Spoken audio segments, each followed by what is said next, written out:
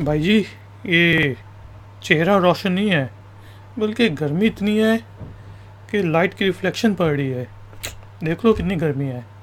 खैर, शुरू करते हैं अपना आज का ifactner का वीडियो ट्यूटोरियल, जिसमें हम इंग्लिश के वर्ड बेनिफिट का मीनिंग हिंदी और उर्दू में जानेंगे।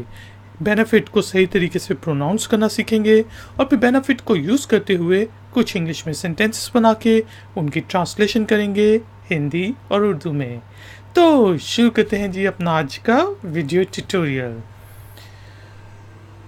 वर्ड है बेनिफिट, BENEFIT, बेनिफिट। बेनिफिट का मीनिंग होता है फ़ायदा।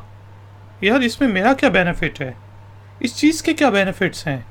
एसी के बड़े बेनिफिट्स हैं यार, अगर होता तो चमक नहीं रहा होता मैं।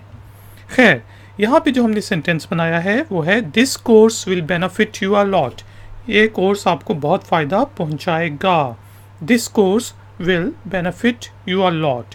तो दोस्तों, हमने देखा बेनिफिट का मीनिंग है फ़ायदा। वीडियो पसंद आई है तो लाइक और शेयर ज़रूर करें, चैनल को सब्सक्राइब करें। मिलेंगे एक और नए ट्यूटोरियल में। Until then, take care, keep learning, keep enjoying, good day। यार, चमक ही जा रहा है भैया, कुछ करना पड़ेगा।